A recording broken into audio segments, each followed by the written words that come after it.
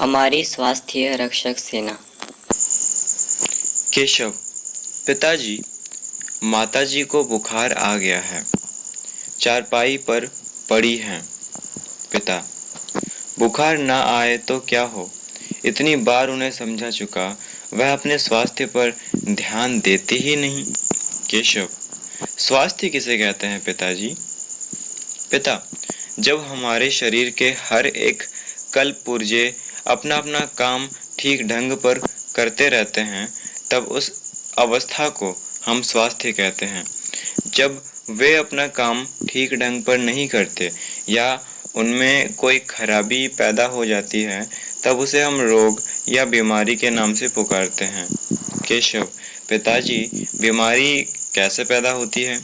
पिता, बीमारियां बहुत तरह की होती हैं और उनके पैदा होने के कारण भी बहुत बहुतेरे हैं, किंतु मोटे तौर से हम कह सकते हैं कि कुछ बीमारियां तो ऐसी हैं जो खान पान या रहन सहन की खराबियों से पैदा हो जाती हैं, जैसे अपच, मंदाग्नि, बात, गठिया, सिर का दर्द, पेट का दर्द, कब्जियत इत्यादि।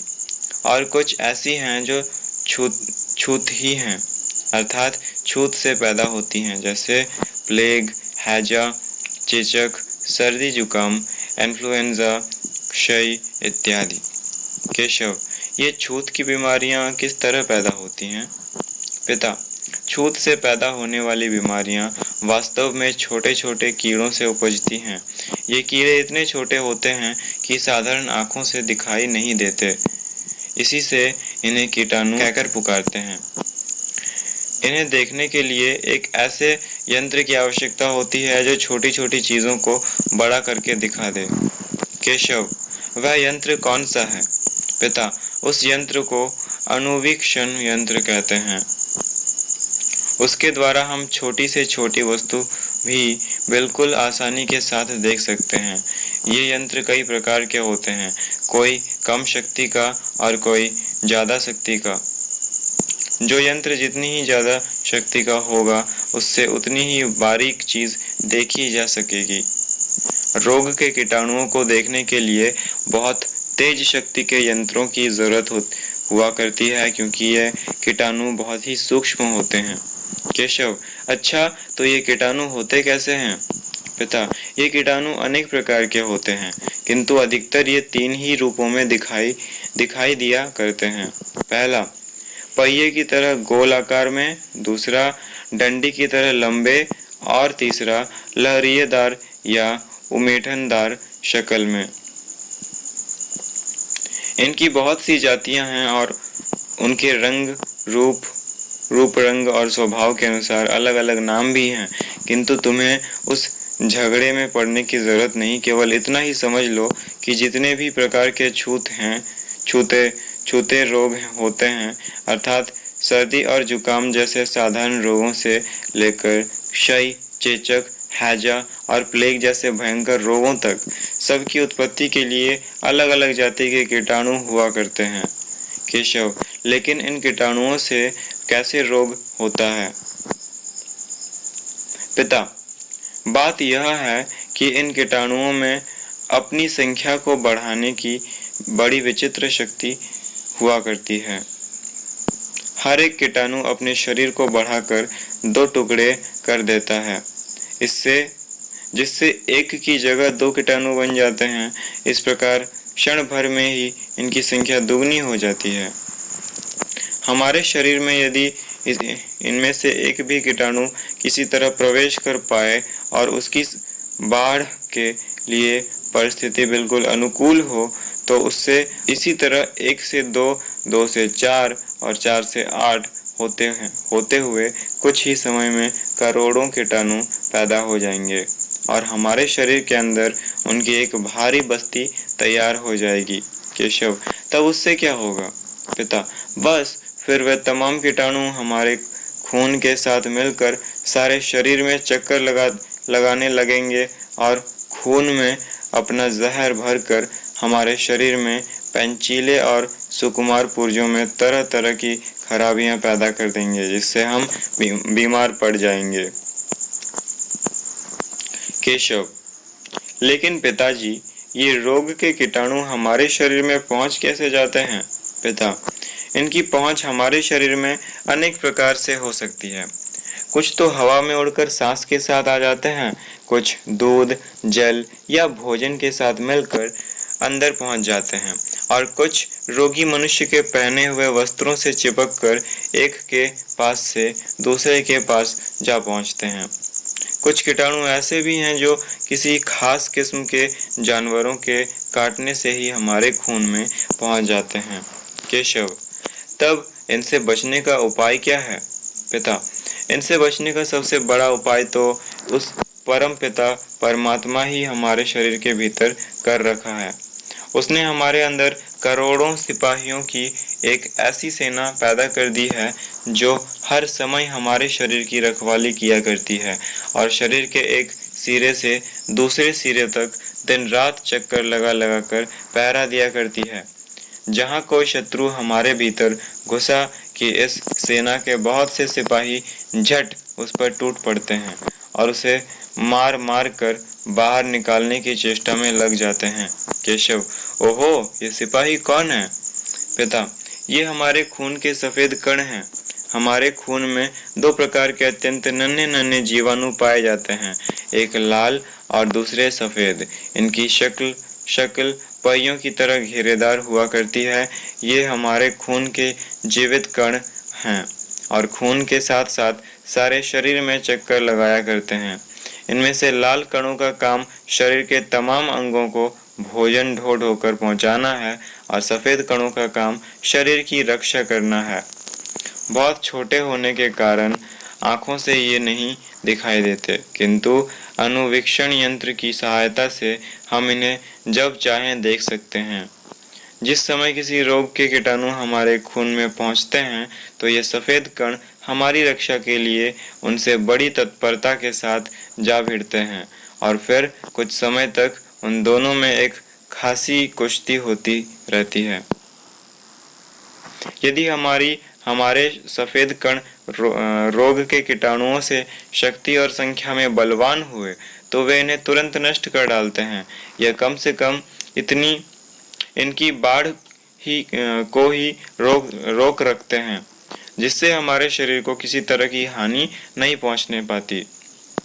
वास्तव में यह भी नहीं मालूम होता कि हमारे शरीर में किसी रोग के कीटाणुओं ने प्रवेश भी किया था या नहीं, किंतु यदि हमारे सफेद कण इनसे कमजोर पड़े तो फिर वे स्वयं नष्ट होने लगते हैं और रोग के कीटाणु तेजी के साथ बढ़कर सारे शरीर पर अपना अधिकार जमा लेते हैं, जिससे हम बीमार पड़ जाते हैं। केशव: ये बातें सुनने में बड़ी अद्भुत जान पड़ती है। पिता: हाँ, लेकिन है ये बिल्कुल सच। हम बहुधा देखते हैं कि कोई आदमी तो छूतहे रोगी के पास दिन रात सोता बैठता है और उसकी सेवा किया करता है, लेकिन फिर भी बीमार नहीं पड़ता, और कोई केवल 10-5 मिनट के लिए वहाँ रोगी का हालचाल देखने आता है और घर पहुँचते ही बीमार पड़ जाता है। इसका कारण क्या है? रोग के छूतहे कीटाणु तो दोनों ही के शरीर में प्रवेश करते हैं, किंतु पहला आदमी बीमार नहीं पड़ता क्योंकि उसके खून में सफेद कण रोगों के कीटाणुओं से अधिक बलवान हैं और इसीलिए उन्हें रोक सकते हैं।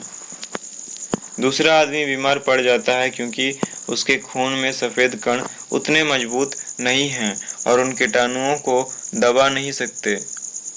केशव: तब इन सफेद कणों को बलवान बनाने का उपाय क्या है?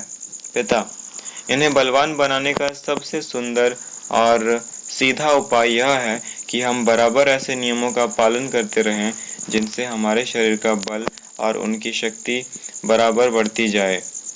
इसके लिए सबसे पहले हमें अपने खान पान और रहन सहन को ठीक रास्ते पर रखना होगा। केशव: खान पान हमें कैसा रखना चाहिए? पिता: खान पान का सवाल हमारे शरीर में और स्वास्थ्य के लिए बड़े महत्व का है। तुम जानते हो कि जो कुछ तुम खाते हो उसी से तुम्हारा खून बनता है, उसी से तुम्हारा बल बढ़ता है और उसी से तुम्हारा शरीर भी बड़ा होता है। जन्म के समय तुम्हारा शरीर कैसा नन्हा सा था, किंतु आज यह इतना बड़ा हो गया उस समय तुम उठकर बैठ भी नहीं सकते थे, किंतु आज तुम उछल कूद कर छलांग मार सकते हो। अब तुम ही सोचो कि यह ऐसा शरीर और इतना बल तुमने कहाँ से पाया? भोजन से ही ना। अस्तु, हम क्या खाएं और कैसे खाएं, इस विषय में हमें सदैव सावधान रहना चाहिए। अवसर मिलने पर किसी दिन इसकी बाबत हम तुम्हें अधिक विस्तार से समझाएंगे। अभी केवल इतना ही समझ लो कि हमारे खाने पीने की चीज़ें सदा ऐसी होनी चाहिए जो बल और स्वास्थ्य को बढ़ाने वाली हों और आसानी से पच सकें। केशव, ये चीज़ें कौन सी हैं? पिता, ताजे फल, दूध, मक्खन और मेवों का स्थान इस विचार से सबसे ऊंचा है। इनके बाद रोटी, दाल, भात, तरकारी, शाक और घी का नंबर आता है। पूड़ी, मिठाई, पकवान, चाट और दही बड़े आदि का नंबर तो बहुत नीचे है, क्योंकि ये चीज़ें अधिक देर में पचती हैं और शरीर की अपेक्षा केवल जीभ को ही ज़्यादा सुख देने वाली हैं। किंतु ध्यान रहे कि उत्तम भोजन भी ज़रूरत से ज़्यादा या बेवक्त खा लेने से विष के समान हो जाता है। साथ ही जो भोजन खूब चबाकर नहीं खाया जाता वह भी पेट के लिए बोझ बन जाता है। सड़ा गला, बासी या देर का रखा हुआ भोजन भी हरगिज़ न खाना चाहिए। ऐसा भोजन तामसी कहा जाता है और शरीर के साथ साथ हमारी बुद्धि को भी भ्रष्ट कर देता है। केशव, मैं इन बातों पर ध्यान रखूंगा। पिता, हाँ, और साथ ही हमें अपने रहन सहन पर भी ध्यान रखना होगा। केशव, वह क्या? पिता, वह है मुख्यतः सफाई और सदाचार। ये दोनों ही बातें स्वास्थ्य दृष्टि से भोजन से कम महत्व नहीं रखती। सफाई के अंदर भोजन की सफाई, पानी की सफाई, हवा की सफाई, शरीर की सफाई, वस्त्रों की सफाई, घर द्वार की सफाई और पास पड़ोस की भी सफाई शामिल है। इनके अतिरिक्त मन, स्वभाव और चरित्र की स्वच्छता भी सदाचार के अंदर आ जाती हैं। इस प्रकार अपने रहन सहन में हमें सब प्रकार की सफाई और निर्मलता लाने की ज़रूरत है। याद रहे कि जितने भी प्रकार के रोग और रोग के कीटाणु हैं, सब गंदगी में ही पनपते हैं। सफाई और प्रकाश में उनकी बाढ़ और शक्ति क्षीण होती है। साथ ही सफाई और प्रकाश हमारे खून के कणों को बल देते हैं। इससे हमें रोगों को रोकने की शक्ति आती है। इस प्रकार सफाई हमारी दो तरह से सहायक है। एक और तो वह हमारी शक्ति को बढ़ाती है और दूसरी ओर वह हमारे शत्रुओं की शक्ति को क्षीण करती है। अतएव इसका साथ हमें जीवन पर्यंत छोड़ना उचित नहीं। केशव, परंतु पिताजी, मन और चरित्र की सफाई में स्वास्थ्य का क्या संबंध है? पिता, देखो, जिस प्रकार बाहरी सफाई से शरीर को शक्ति मिलती है, उसी प्रकार मन और चरित्र की स्वच्छता से मन को भी शक्ति प्राप्त होती है। मन है शरीर का राजा, उसी के कहने पर शरीर चलता है। अतएव यदि मन कमज़ोर हुआ तो फिर शरीर पर वह अपना काबू नहीं रख सकता और न उससे स्वास्थ्य के नियमों का ठीक ठीक पालन ही करा सकता है। तुमने सुना होगा कि यूरोप में कितने चिकित्सक रोगी को केवल यह विश्वास दिलाकर अच्छा कर देते हैं कि तुम अब अच्छे हो। जिस रोगी के मन में जितना यह विश्वास जम जाता है, उतना ही जल्दी वह अच्छा भी हो जाता है। कहने का तात्पर्य यह है कि शरीर का मन के साथ बहुत ही घना संबंध है। अतएव शरीर के स्वास्थ्य के लिए मन की शक्ति, जिसे हम इच्छा शक्ति भी कहते हैं, बहुत आवश्यक है और यह शक्ति उन लोगों को आसानी से प्राप्त हो जाती है जिनका मन निर्मल है और जो चरित्रवान हैं। केशव, तो मन और चरित्र को निर्मल रखने के लिए उपाय क्या है? पिता, इसका सबसे सीधा उपाय यह है कि बुरे और गंदे विचार वाले लोगों की संगत से बचो। पवित्र और ऊंचे विचार वाले लोगों का सत्संग करो, बुद्धि और ज्ञान को बढ़ाने वाली पुस्तकें पढ़ो और अपने मन में हर एक बात पर स्वतंत्र रूप से सोचने की आदत डालो। जब कभी तुम्हारा मन भटक कर किसी बुरे रास्ते पर जाना चाहे तो उसे पूरी शक्ति से रोको और उसके परिणामों पर विचार करो। साथ ही ईश्वर से प्रार्थना करो कि वह तुम्हारे मन को इतनी शक्ति दे कि तमाम बुरे विचारों से तुम अपने आप को दूर रख सको। केशव, मैं अवश्य ऐसा ही करूँगा। आज मैंने कितनी ही नई बातें सीखी। मैं इन सबों को ध्यान में रखूँगा। पिता,